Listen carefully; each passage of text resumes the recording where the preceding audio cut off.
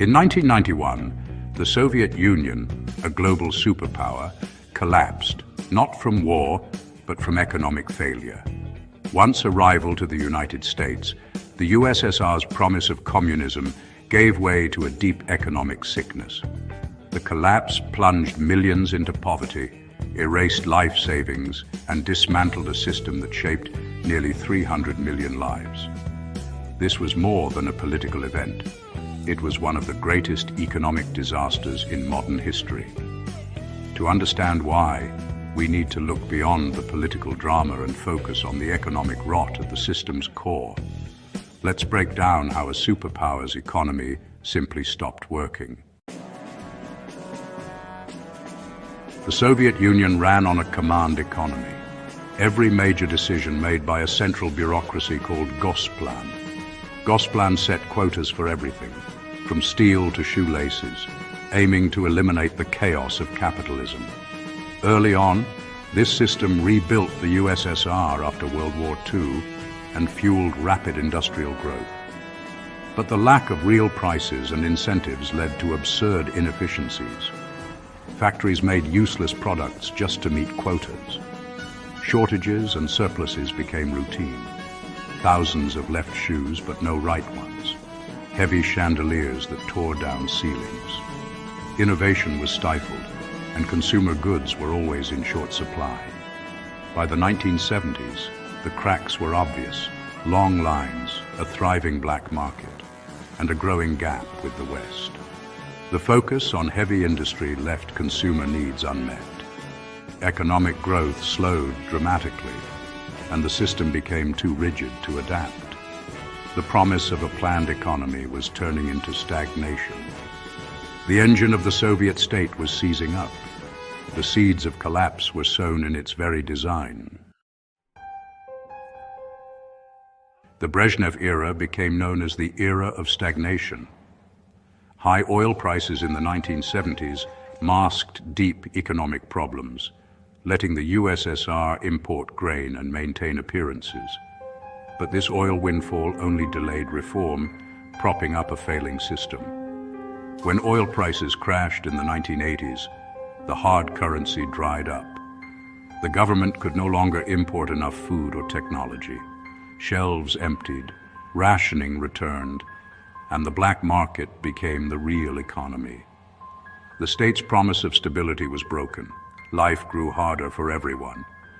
The legitimacy of the Communist Party evaporated as daily life became a struggle. The economic rot was now impossible to hide. The system was unraveling in plain sight.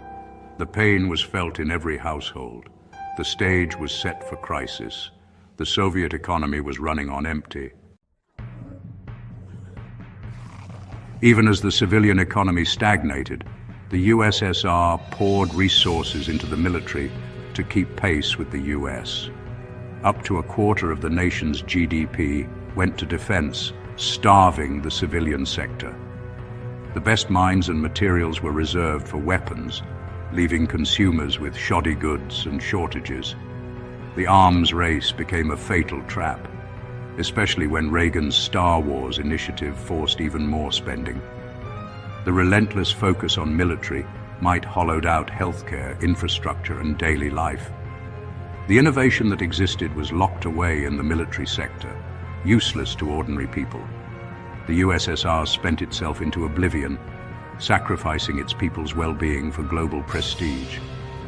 The cost of the Cold War was measured in broken factories, empty shelves, and lost hope. Military power couldn't feed the population. The superpower was crumbling from within. By 1985, Gorbachev knew the system was failing and launched reforms: glasnost, openness, and perestroika, restructuring. Perestroika tried to blend market incentives with central planning, but only created chaos. Factories raised prices, but wages stayed fixed, triggering massive inflation.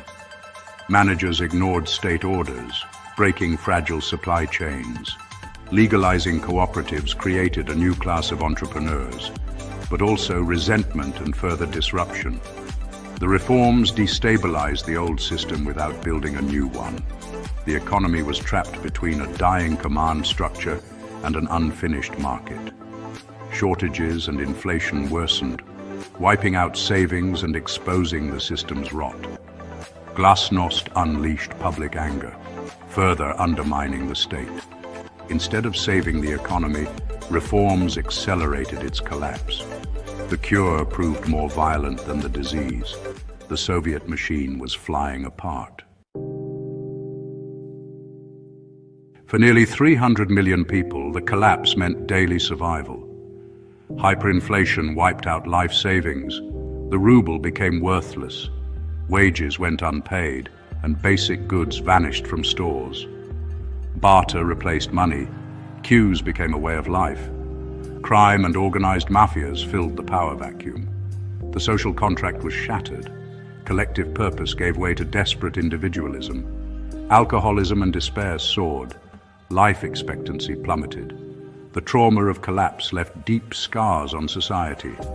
This was more than an economic crisis. It was the disintegration of a world. The human cost was incalculable. By 1991, the Soviet economy was in terminal collapse. The central government lost control as republics asserted independence and severed economic ties. The intricate web of the planned economy unraveled. The state was bankrupt, unable to pay for imports or distribute food. A failed coup in August 1991 destroyed the last vestiges of central authority. Power shifted to the republics. One by one, they declared independence. On December 8, 1991, the USSR was officially dissolved. The red flag came down, the superpower vanished. The new states inherited economic chaos, hyperinflation, unemployment, and the daunting task of building new economies. Shock therapy brought more pain, poverty, oligarchs, and social upheaval. The catastrophe didn't end in 1991. It entered a new, chaotic chapter. The Soviet collapse is a warning about systems that can't adapt or innovate. Centralized control bred stagnation. Desperate reforms without stability led to chaos. The human cost was immense and still shapes the region today. An economy needs flexibility, innovation, and trust to survive. The USSR's end wasn't just a national tragedy. It's a lesson for the world. History teaches us how to avoid repeating these failures. Subscribe for more deep dives into disasters that shaped our world. Let's learn from the past to build a better future.